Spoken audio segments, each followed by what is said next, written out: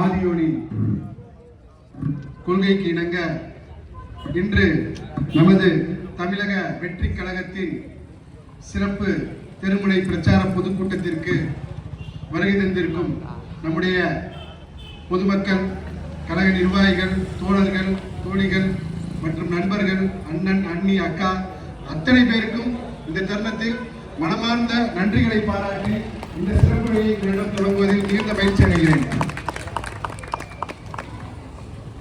கழக தலைவர் தளபதி தன்னுடைய 33 வருட கலைப்பயணத்தை மக்களுக்காக துறந்து இன்று தன்னை நேசித்த மக்களுக்காக ஒரு படி இறங்கி வந்து அவங்களுக்கு என்ன வேணும், அவங்களுக்கு என்ன செய்யணும் அப்படிங்கிறத கேட்டு செய்யற ஒரு தலைவர் தளபதி, புரட்சி தளபதி நம்முடைய தேர்ந்துகிட்டே இருக்காரு.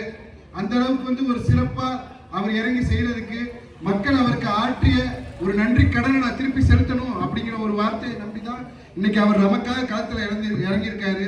பொதுவாகவே பார்த்தீங்கன்னா இன்னைக்கு ஒரு நல்ல ஒரு செயல் செய்யணும் அப்படின்னா அதுக்கு மக்களுடைய சப்போர்ட் தேவை. ஸோ அந்த மக்கள் என்னைக்குமே தன் பின்னால் இருக்காங்க அப்படிங்கிற ஒரு நம்பிக்கையில இன்னைக்கு ஒரு சிறப்பான ஒரு தமிழக வெற்றி கழகத்தை 2 ஆண்டுகள் முடித்து 3வது ஆண்டுகள் நாம இன்னைக்கு அடி எடுத்து வச்சிருக்கோம். 2 ஆண்டுகள் கம்ப்ளீட் பண்றதுக்கு என்னென்ன கஷ்டப்பட்டிருக்கோம். ஒருத்தவர் பொது வாழ்க்கையில வந்துட்டாங்கன்னு வச்சுக்கலாம், அது வரைக்கும் பாத்தீங்கன்னா கலைப்பயணம் தான், என்னன்னாலும் பேசிக்கலாம் வச்சுக்கலாம் அப்படின்னு இருக்கும். பொது வாழ்க்கையில வந்துட்டோம்னா தனிப்பட்ட தாக்குதல்கள் இதெல்லாம் இருக்கு, இதெல்லாம் கடந்து வரணும். அதே மாதிரி நம்ம நினைப்போம், சும்மா நம்மளை யாராவது ஏதாவது ஒன்று சொன்னாலும் நம்மளை திருப்பி பேசினா திருப்பி பேசிடுவோம். பட் ஆனால் பார்த்தீங்கன்னா யாரு வேணாலும் என்ன வேணாலும் சொன்னாலும் மௌனமாக இருந்து ஒரு புரட்சி செய்து மௌன புரட்சி செஞ்சு இன்னைக்கு மக்களிடையே செஞ்சு சேர்த்திருக்காரு அப்படின்னா அது நம்முடைய தளபதி, புரட்சி தளபதியால மட்டும்தான் சாத்தியம். இன்னைக்கு நினைச்சு பாருங்க, எவ்வளவு மீடியா சேனல்ஸ் இருக்கு, தளபதி இல்லாம டிஆர்பி ரேட்டிங்கே இல்லை. ஆமாவா இல்லைங்களா? இருக்கா? இன்னைக்கு டிஆர்பி ரேட்டிங் எங்க இருக்கு? தளபதியோட ஒவ்வொரு செயல். நீங்க எத்தனை பேருக்கு லைவ் போட்டுட்டு இருக்காங்க, ஸ்பீச் ஆரம்பிப்பாங்க, லைவ் முடிச்ச உடனே லைவ் முடிச்சிடும். அந்த ஒரு 30 நிமிஷம், 1/4 மணி நேரம், 10 நிமிஷம் தான் இருக்கும். இன்னைக்கு தளபதி வீட்டுல இருந்து கிளம்பினாலே லைவ், ஒரு சேனல்ல எல்லா சேனல்லையும் லைவ் இருக்கு. அப்புறம் என்ன விஷயம்? டிஆர்பி ரேட்டிங் மக்கள் உன்னிப்பா கவனிச்சுக்கிட்டே இருக்காங்க அப்படின்னு நினைக்கிறோம். இன்னைக்கு நிறைய விஷயங்கள் நம்ம பேசுறப்ப நம்முடைய அண்ணன் மற்றும் சகோதரிகள் எல்லாம் சொன்னாங்க, இன்னைக்கு ஒவ்வொருத்தரும் பாத்தீங்கன்னா தன்னுடைய பணியை முடிச்சுட்டு இன்னைக்கு இந்த ஒரு பொதுக்கூட்டத்துல கலந்துட்டு இருக்காங்க. கழகமே நம்முடைய வேலையா இருந்தாலும் நம்முடைய சொந்த வேலையும் நம்ம செய்து முடிச்சதுக்கு அப்புறம் தான் கழகத்துக்கான வேலைகளுக்கு வந்திருக்காங்க. அதுல பாத்தீங்க அப்படின்னா சிறப்பார்ந்த அறிவார்ந்த நம்முடைய சகோதர சகோதரிகள் சிறப்பா சிறப்புரை ஆற்றினாங்க. அவர்கள் சொன்ன விஷயங்கள் உண்மை, சத்தியம், நேர்மை, தர்மத்துக்கு கட்டுப்பட்டு எல்லாத்தையும் சொல்லிட்டு வந்திருக்காங்க. ஆமாவா இல்லைங்களா? இன்னைக்கு நமக்கு நம்ம பொதுவா கடன் வாங்குறதுக்கு என்ன பண்ணுவோம் அப்படின்னா யோசிப்போமா? கடன் வாங்குறதுக்கு யோசிப்போம். ஒரு கடன் வாங்குறதுக்கு நம்ம என்ன பண்ணுவோம், நமக்குன்னு ஒரு சக்தி இருக்கு. பெருசா பொதுவாக பாத்தீங்கன்னா வீட்டுல இருக்கவங்க சொல்லுவாங்க, கடன் வாங்குறீங்கன்னா உங்க சக்தி அறிஞ்சுதான் கடன் வாங்கணும் அப்படின்னு சொல்லுவாங்க. அப்ப அந்த கடன் கூட சக்தி தெரிஞ்சு கடன் வாங்கணும் அப்படிங்கிறத நம்முடைய முன்னோர்கள் நமக்கு சொல்லி கொடுத்த ஒரு வழிகாட்டுதல். ஆனா இன்னைக்கு கடன் எங்க இருக்கு? நம்ம கிட்ட வெறும் 5000 ரூபாய் கொடுத்துட்டு ஒவ்வொரு ரேஷன் கார்டு மேலேயும் கிட்டத்தட்ட 7.5 லட்சம் ரூபாய்க்கு மேல கடன் வாங்கி வச்சிருக்காங்க. அது யார் தலைமையில இருக்குன்னா ஒவ்வொரு ரேஷன் கார்டு மேலேயும். மக்களே நல்லா புரிஞ்சுக்கணும், கிட்டத்தட்ட 1,81,00,000 ரேஷன் கார்டுல ஒவ்வொரு ரேஷன் கார்டு மேலேயும் கிட்டத்தட்ட 9 லட்சம் கடன், 9 லட்சம் கோடி கடன். ஒரு ரேஷன் கார்டுக்கு 7.5 லட்சம் கோடி கடன் இன்னைக்கு இருக்கு. அப்படின்னா பாருங்க, யார் பணம்? நம்மளுடைய பணம். நம்மளை அடகு வைத்துதான் கடன் வாங்கி இன்னைக்கு நலத்திட்டங்கள் செய்யறாங்களே தவிர மக்களோட வரி பணத்துல சரியா செஞ்சிருந்தா செய்யலாமே. வரி வாங்குறீங்க, என்ன இன்னைக்கு எதுவுமே இல்லாமலையா இருக்கு? வரி முறை உயர்வு ஆயிடுச்சு. சொத்து வரி உயர்வு, பத்திரப்பதிவு வரி உயர்வு, மின் கட்டணம் உயர்வு, இதெல்லாம் எதுக்கு வாங்குறீங்க? எல்லாமே உயர்த்தி வாங்கி இன்னும் என்ன கடன் வாங்கி தான் நலத்திட்டங்கள் செய்யற அளவுக்கு தான் இருக்கா? நம்முடைய சமூகம் எந்த அளவுக்கு சென்று கொண்டு இருக்கிறது?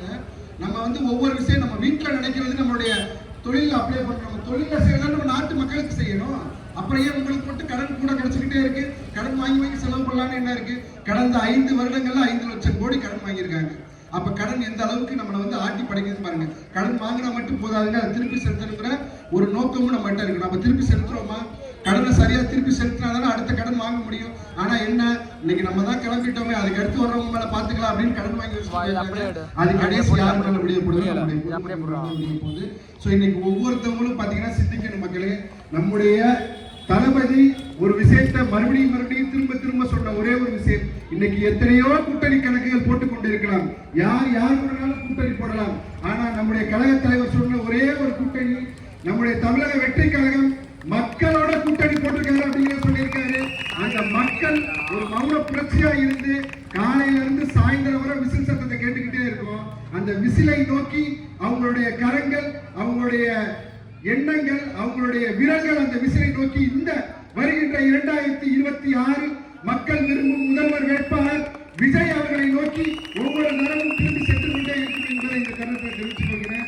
அதே மாதிரி எல்லாருமே நினைச்சிட்டு இருக்காங்க, இன்னும் வேட்பாளர் அறிவிக்கணும், அவங்க எப்படி கொண்டு போய் சேர்க்க போறாங்க, புது கட்சி கரெக்டுங்களா, புது கட்சி புது சின்னம் மக்கள்கிட்ட கொண்டு போகணும் அப்படின்னு சொல்லி சொன்னாங்க. அவர் எப்போவோ வேட்பாளர் அறிவிச்சிட்டாருங்க, 10 தொகுதிக்குமே அறிவிச்சிட்டாரு. மதுரை கிழக்கு விஜய், மதுரை தெற்கு விஜய், மதுரை வடக்கு விஜய், மதுரை சோழவந்தான் விஜய், விஜய் விஜய் விஜய், தலைவன் மட்டும்தான் ஓட்டு, தலைவனுக்கே ஓட்டு அப்படிங்கிற அளவுக்கு அவர் அன்னைக்கே சொல்லிட்டாரு. நம்முடைய மக்களும், நம்முடைய தோழர்களும், நம்முடைய நண்பர்களும், நம்முடைய சிறுவர் எல்லாருமே பாத்தீங்கன்னா விசில நம்முடைய மனசுல ஏற்றி வச்சிருக்காங்க. அது கண்டிப்பா வருகின்ற 2026 தேர்தல் அன்னைக்கு தங்களுடைய விரல்கள் மூலம் அதை மக்கள் மூலம் தெரியப்படுத்துவாங்க. அதே மாதிரி பாத்தீங்க அப்படின்னா SIRனு ஒன்று நடந்துச்சு. மக்கள் எல்லாமே திருப்பி கரெக்டா இருக்கா, எல்லாமே இருக்கான்னு செக் பண்ண சொன்னாங்க. கிட்டத்தட்ட நம்முடைய ஒவ்வொரு தொகுதிகளிலையும் கிட்டத்தட்ட கணிசமான ஓட்டுகள் குறைஞ்சிருக்கு. ரைட்டு, நாங்க என்ன கேட்டோம், SIR நீங்க கொண்டு வாங்க, வேணாம்னு சொல்லலாம். அதுக்கான ஒரு நேரத்தை ஒதுக்குங்க. இன்னும் நிறைய பேர் பாத்தீங்க அப்படின்னா இங்க நம்ம தொழில் சார்ந்து எல்லாருமே தொழில் பண்ண சமூகம். இந்த தொழில் சார்ந்து ஒரு சிலர் பாத்தீங்கன்னா பெங்களூர்லயோ சென்னையிலயோ இல்ல மற்ற மாவட்டங்கள்லயோ மாநிலங்கள்லயோ இருக்காங்க. அவங்களால இங்க அந்த ஃபார்மை கூட சரியா ஃபில்அப் பண்ணி கொடுக்க முடியாம நிறைய பேர் அவங்களுடைய விஷயங்களை பாக்குறாங்க. அதே மாதிரி பாத்தீங்க அப்படின்னா ஆன்லைன்ல பண்ணணும் அப்படின்னா ஆன்லைன் அப்பப்ப ஹேக் ஆயிடுது. அப்ப அவங்களால அதையும் செயல்படுத்த முடியாது. அப்படிங்கிறப்போ அந்த நேரம் காலம் பத்தல அப்படிங்கிறத நாங்க வலியுறுத்தி போராடணும். அதே மாதிரி எங்களுடைய போராட்டங்கள் பாத்தீங்க அப்படின்னா மக்களுக்காக தொடர்ந்து செஞ்சுக்கிட்டே தான் இருக்கும். ஆனா மாற்று சக்திகள் மட்டும் என்ன சொல்றாங்கன்னா, இவங்க போராட்டமே பண்றது இல்ல, வீட்டுல இருந்து உட்கார்ந்துகிட்டே வேலை செய்யறாங்க. வீட்டுல இருந்து உட்கார்ந்துக்கிட்டு வேலை செஞ்சாலும் இன்னைக்கு மக்களுக்காக களத்துல இறங்கி போராடி கொண்டே இருக்கும் நம்முடைய தமிழக வெற்றி கழகத்தின் சொந்தங்கள் எல்லாருமே பாத்தீங்கன்னா ஒவ்வொரு நொடியும் மணிக்கு மணி நம்முடைய மக்களுக்காக சிந்தித்து கொண்டே இருக்காங்க. ஆனா SIRனு சொன்னீங்களே, இன்னைக்கு நம்முடைய மக்களுக்கு வார்டுல இருக்கிறவங்களுக்கு என்ன பிரச்சனை, தெருவில் இருக்கிறவங்களுக்கு என்ன பிரச்சனை, அதே மாதிரி SIR போட்டு எடுத்து வைக்கலாம் இல்லையா? அதிகாரிகளை அனுப்பிச்சு இந்த வீட்டுல எத்தனை பசங்க இருக்காங்க, அவங்க பட்டதாரியா, அவங்க வேலை வாங்கிட்டாங்களா, வேலை வாங்கலையா, எத்தனை பேத்துக்கு வேலை இருக்கு, எத்தனை பேத்துக்கு வேலை கொடுக்கல, இன்னும் ஏன் அவங்களுக்கு வேலை கிடைக்கல, அவங்களுக்கு நம்ம என்ன சப்போர்ட் பண்ணணும், அந்த மாதிரி ஒரு விஷயங்களை முன்னெடுத்திருக்காங்களா? எடுக்க மாட்டாங்களே.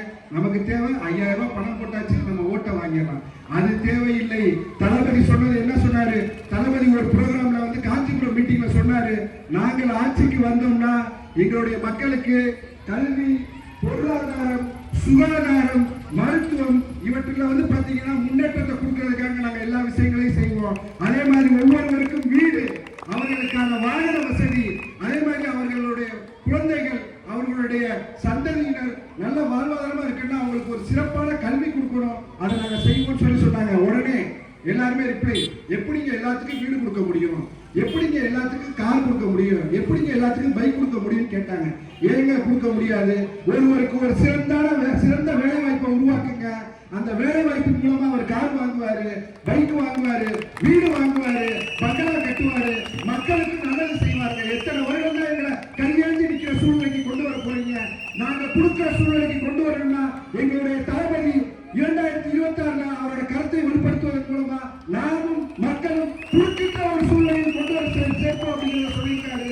இன்னைக்கு ஒவ்வொரு விஷயம் தாங்க. இன்னைக்கு எத்தனை வேலை வாய்ப்பு முகாம் நடந்துகிட்டு இருக்கு, அதுல எத்தனை பேர் போயிட்டு இருக்காங்க.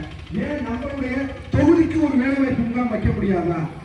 ஒவ்வொரு மாதம், ஒரு வருடத்துக்கு ஒரு வேலை வாய்ப்பு முகாம், இல்ல ஒரு வருடத்துக்கு ஒரு மருத்துவ முகாம், அந்த மாதிரி செஞ்சுக்கிட்டே இருந்தாலே மக்களை தேடி ஒவ்வொரு விஷயங்கள் வரப்போ மக்களும் ஆரோக்கியமா இருப்பாங்க.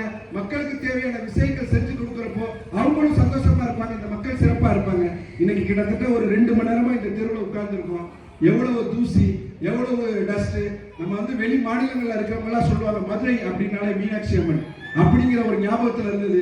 இன்னைக்கு மதுரைனா என்ன ஞாபகத்தை வந்துட்டு இருக்கு? குப்பை நகரம்ங்கிற மாதிரி தான் நம்ம கொண்டு போய் உட்கார வச்சுட்டாங்க. இன்னைக்கு அந்த குப்பையிலேயே நம்ம வாழ்ந்து புரண்டு போயிட்டு இருக்கிற அளவுக்கு இருக்கு.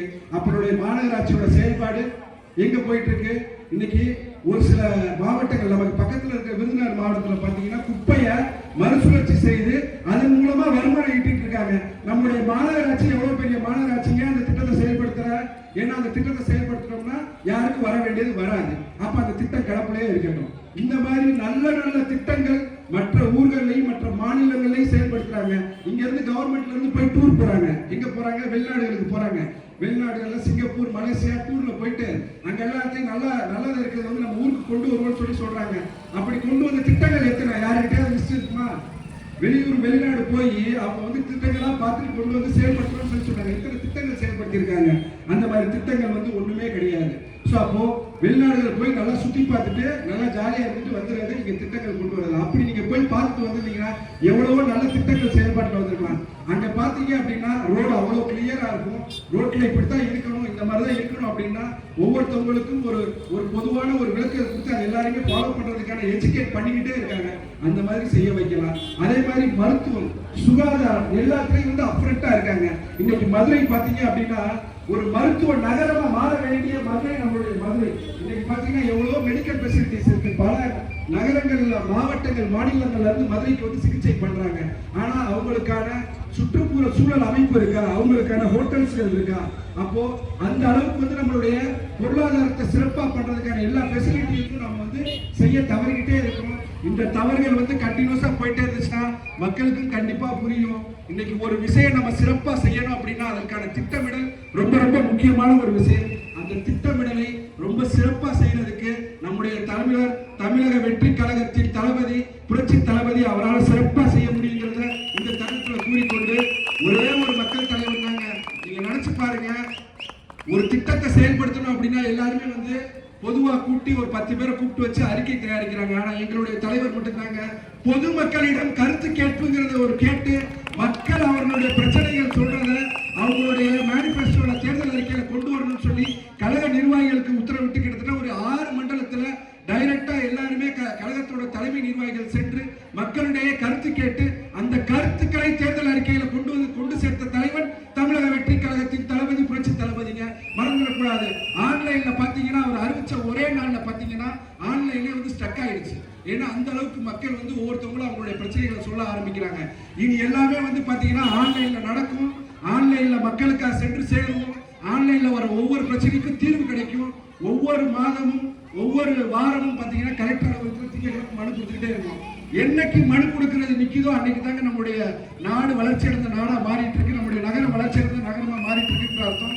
மனு இல்லாத ஒரு மாநகரமாக மதுரை மாநகரை மாற்றணும் அப்படின்னா தமிழக வெற்றி கழகத்தின் தளபதி 2026ல முதல்வராகிறப்ப அந்த நிலை மாறும், காட்சிகள் மாறும், நிலைமை மாறும். மக்கள் அனைவருக்கும் ஒரு பொன்னான எதிர்காலத்தை உருவாக்கக்கூடிய ஒரே தலைவன் வெற்றி தளபதி, புரட்சி தளபதி தலைவர் விஜய் தான். நம்முடைய விசில் சின்னம் ஊர் என்றும் பட்டி தொட்டி என்றும் எல்லா இடங்களையும் கொண்டு போய் சேர்த்திருக்காரு. இந்த விசில் அவங்களுக்கு ஊதக்கூடிய சங்கு. நம்முடைய மக்கள் இதை சிறப்பா செய்வாங்க இந்த தருணத்தில் கூறிக்கொண்டு வாய்ப்புக்கு நன்றி பாராட்டி விடைபெறுகிறேன். நன்றி, வணக்கம்.